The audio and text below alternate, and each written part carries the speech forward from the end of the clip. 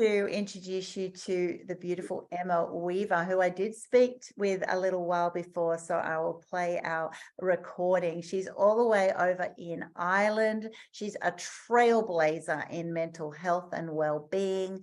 She has founded Mental Health International, and seriously, her dedication to help transforming workplaces and creating cultures for well-being and excellence is seriously impressive. Oh, thank you so much, Annie. What an amazing introduction. I am truly so delighted to be here among all these amazing people at the Grit and Grace Summit. Thank you so much. My name is Emma Weaver and I hail the whole way from Ireland. And today I wanted to come on and talk a bit about what it means, especially to be a woman with grace and grit, being able to stand in your power and be all that you can be, but do it in a beautiful way as well. I'm going to tell you a little bit about myself, what I do, why I do it, and how I got there, because it's really important, I believe, we can all learn from each other. I've already learned from the speakers that have been on before me, and about connecting with people as well. So it's really important. So as mentioned, my name's Emma Weaver. I live in Ireland. I am the founder of Mental Wealth International. I've over 2 decades working in mental health services, where I manage services across what we call a health trust. I'm also a international best-selling author.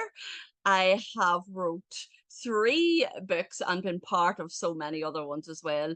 The power of the written word, I believe, as well as the spoken one, has the ability to change lives, create opportunities, and heal as well.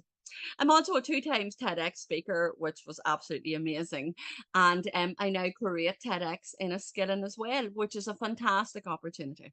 And the reason why I say this is because when I discovered my why, I done a 7-level deep exercise one time, and it was around why it was so important to me to support other people to use their voice, because we all have a voice, it's how we use it. And whenever I done the exercise of 7 levels deep, I realized because there was a time in my life when I felt I didn't have a voice or I couldn't use my voice. So now I like to support other people to feel empowered, stand in their authentic selves and use their voice. So really, whether it is through a TED talk or speaking opportunities or the written word, that's how I choose to do it now. Isn't life amazing when you open yourself up to the opportunities? So as I said, I worked over 2 decades managing mental health services. So that could have been a range of different things, but just to give you a wee bit of an idea, you may have become unwell. This is just a typical scenario. You may have become unwell, spoke to a family member, spoke to someone around you, went to the GP, got referred to the community mental health team, assigned a key worker, and then they will do like work out like an assessment. They'll do an assessment to see what your needs are. And then you may be sitting in front of me, where I then am able to support you to live independently in your community and still maintain a meaningful life. And I realized that could take up to 2 years. A lot of people that were sitting with me in that first instant took 2 years, and that could be soul destroying, especially when you know other things could be done. So I attended an event. That's the importance of these amazing summits and events and connecting with people. So I attended an event in Castle with my amazing sister Karen and Shelley, and there were people from all over the world, business people talking. Now I was there to help and support, but I had the privilege of listening to and getting to know some of the other speakers. So such an event, you couldn't help but feel inspired, feel different, having met all these new people from across the world, and probably resonated with certain people more than others. And that's the beauty of this. So about 2 weeks later, I woke up out of my sleep. This is how the unconscious minds work. And obviously psychology and mindset are my whole thing. So I woke up out of my sleep and had the idea of Mental Wealth Ireland. And I always keep a notepad and a pen beside my bed. That is a life hack. I'm going to give you that as a life hack.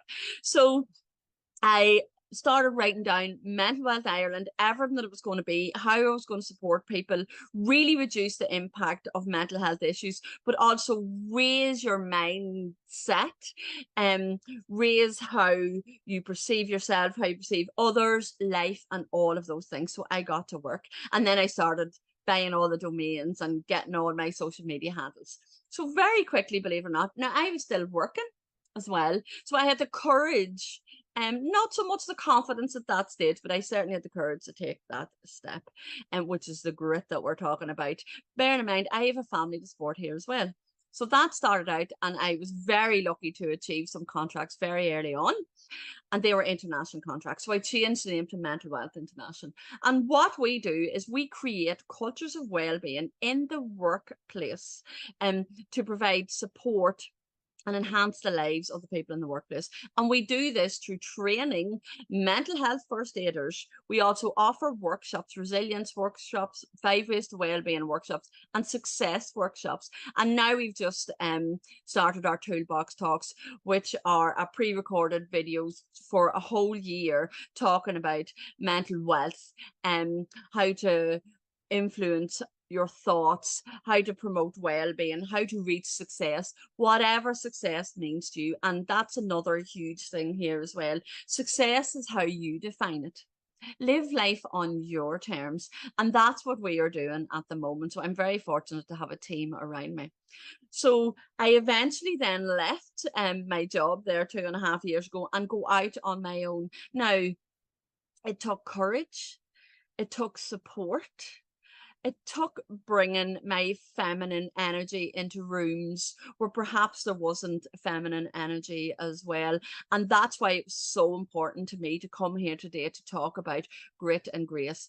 Once you get that calling, once I definitely recognize within myself that I have the ability to recognize a gap or an injustice, if there's an unmet need, and really do something about that. I've kind of done that throughout my life without realizing it. So being aware of your personality, what's integral to you, what lights the fire in your belly, you know, what keeps you up at night, what wakens you excited every morning, you know, to go down a road, certainly of entrepreneurship. And you need to feel all those feelings, and the confidence comes then as well. But I would also love to say, always keep something beside your bed for writing down those ideas. The psychology around that, especially your sleep state, is huge.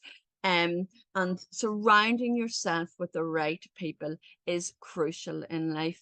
And when you start to level up and scale up, you potentially will lose people that you never thought that you were going to do. And that is all part of the process. Don't fear it. Hold your grit, hold your nerve. I talk about this all the time. Hold your nerve and do it elegantly, gracefully, with integrity, and be authentic. Show up your true self and you will never go wrong. Ask for help if you need it. Make sure the right people are around you and understand what your mission is and what you're trying to do. So be all that you are to become all that you can be. I hope that you find that helpful, useful, insightful. Get in touch if you want to hear any more. And thank you so, so much, Annie, and to all these beautiful people watching, for sharing this space with me today. Thank you. Oh, how gorgeous is Emma Weaver? Thank you, Emma. There were so many gold nuggets in there. I'm just absolutely loving them. Be all that you are to be all that you were born to be. Was it? It was something like that. Absolutely love that. I love the way that Emma shared that, you know, you don't always have that confidence, but you have, as long as you've got courage to start. And I'd love to just open up before we go on to our next speaker, just those in the room, if you've got a comment on that, because that's a really important point for me, you know, so that you sometimes wait till you go, well, I want to wait till I'm feeling confident to take that next step. Whereas a lot of people, I've interviewed more than like 200 people on my podcast and speak to thousands of people all the time. And one of the key things that comes out with every single success story is that they go, oh, I didn't have the confidence. I definitely didn't have the confidence, but I needed to commit. I needed to commit, I needed to lean in, I needed to take one step, and I needed to have courage and boldness and bravery to be able to take that next step. And then once you do that, then you start getting into it. You get that burning, that excitement, that joy of, oh my gosh, I'm loving this new space. And then you will you'll build that confidence, so that we don't need to have that straight away. I'd love anyone else to share on that point. If you've got a point that you would love to share, just come on to the stage now.